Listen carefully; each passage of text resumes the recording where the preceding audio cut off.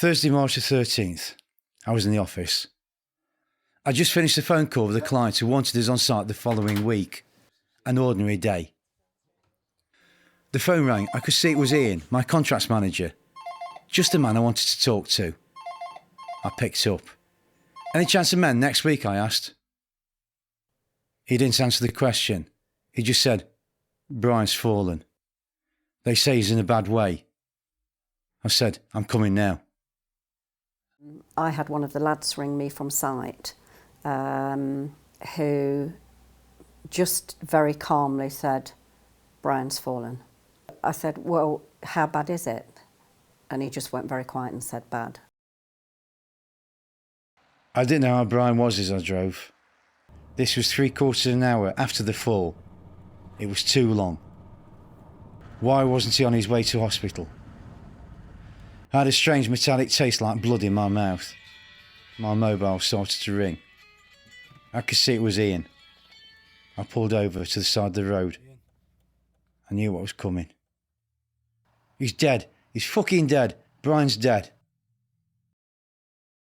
My first thought was Helen and his youngest son.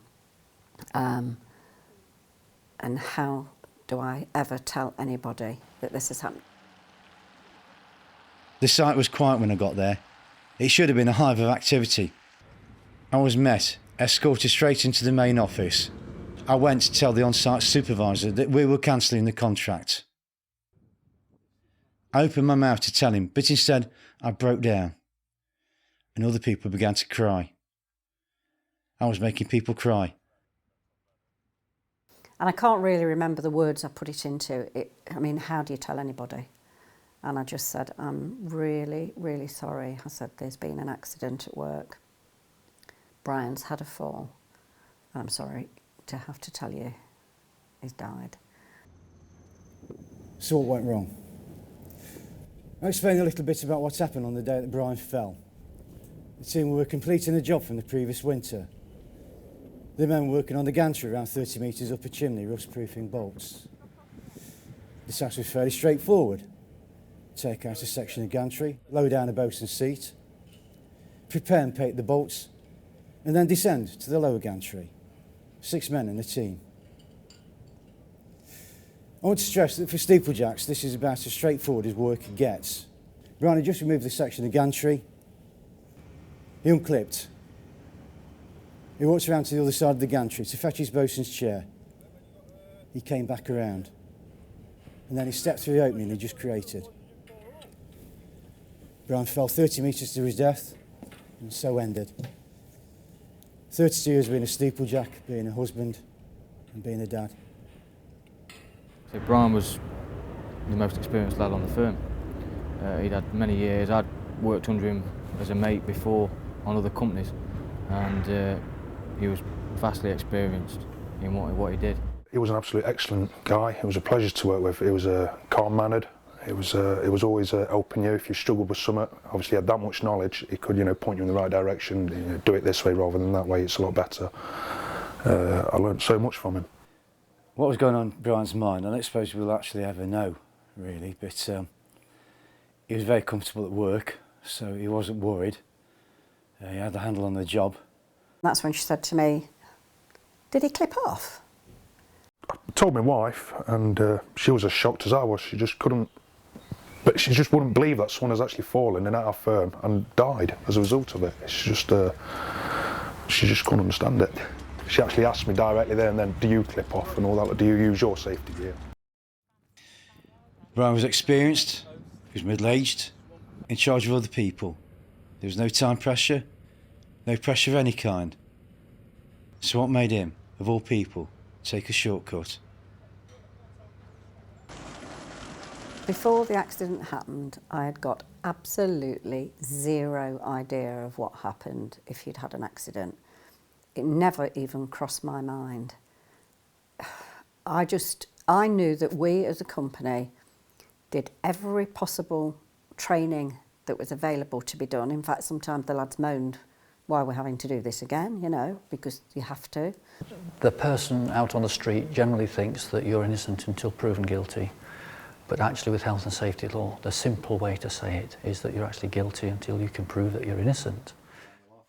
If you defend yourself, and I was determined to defend myself, you risk looking uncaring. But if you don't, it's an automatic admission of guilt. What I wasn't prepared for, despite all my work with safety groups, was the way that the investigation and the prosecution would take over my whole life. 3 years in which I was able to do virtually nothing other than process material for the HSE and for the defence. My experience in every case I know of is that the senior leader concerned, either the managing director or the director or the senior manager that's involved, is very, very, very strongly impacted by the event. Sometimes when it first happens, they're so involved in making operational decisions that it seems as if it's not affecting them. It actually affects them progressively, over time, massively. I felt like a criminal. I really felt like a criminal that, you know, what have we done? When I was questioned by the HSE, it was very daunting. It wasn't a pleasant experience by any means, and I wouldn't wish it on my worst enemy, to be fair. They do want to know the ins and outs of everything, which is part of what they have to do, I know that. But I did feel that the questions were sort of, I don't know, towards you guilty before anything's really looked at. So we went into a room, he explained that it would be recorded, everything's written down. He would show me evidence. So yeah, it probably is like a police interview. I felt so sorry for them, you know, they'd lost a close work colleague. And I think they felt themselves, I don't know, but the looks on their faces, you felt as if they felt, this is my fault. After all the interviews were done, we continued working. Obviously we had to talk to clients and tell them what had happened and things like this, but we continued working and everything just went totally quiet. We heard nothing. And you started to think, what's going off? You know, is something happening, or are we going to be charged with anything? And when we actually got the letter, Keith was out on the road and I received, it just came as a normal letter through the post to say, you know, we were being charged with offences against health and safety. And it just, I thought, well, could they not have just picked up the phone? I felt very much it was an us and them. Then Colin happened. This time I was out and about when the call came. Ian again. Colin had fallen. He wasn't moving. I got the call again with the second accident, sat at my desk. The names always came up on the phone, so I saw it was one of the lads. Never even entered my head. Good morning, you know, how are you? And he said this particular lad had had a fall. And I said, he's what? He said, he's had a fall. I said, how the hell's he had a fall? Yeah, I said, he was with Brian. What the? I was so angry and so upset that, you know, less than 2 years after one of their close workmates has been killed, that this lad's had a fall. How the hell did it happen? Nottingham Castle is on the top of a large sandstone outcrop, and periodically we clear rubble and loose material from the rock face. One of our men decided to abseil down from a flat bank without his helmet, without using the second rope, and without engaging his panic grab device. It was a quick trip to get a cup of tea. He fell and he was injured. This was an individual who had been through college training to MVQ level 2. He had been with me for over 10 years. He had retrained on rope access only 6 weeks previously and gained accommodation for 100% pass rate. And this was someone who had been there when Brian was killed. Then I started to think, we can give them the training, we can show them how it's done, we can give them everything. But at the end of the day, it's like if I drive down the road, it's up to me to put my seatbelt on, and if I have an accident and get killed because I didn't put it on, well, that surely is showing people that I'm not actually bothered what happens to me. I'm not bothered who has to pick up the pieces. And I felt these two lads now have done something which was, both of them were totally against the rules and both knew they were against the rules. And here I am again having to tell a wife. I sat in the office and I put my head in my hands and I said to a couple of girls in the office, I can't do this anymore. Now, every time the phone rang, I couldn't pick it up. It was like, I can see it's one of the, like, oh, what if somebody's had an accident? The second accident changed everything. My wife, June, who took the phone call, decided the stress was such that she could no longer continue in the business. The accident was, of course, added to the HSE investigation, and we were told that we would be prosecuted for this too. After 6 weeks, the individual concerned was fit enough to return to work.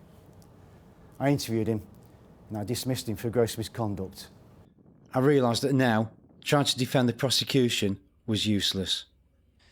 We had to plead guilty and hope that the company could survive and that I could stay out of prison.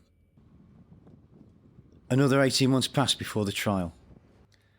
18 months of worry, uncertainty, everything on hold. 18 months of having gangs go out and waiting for a phone call.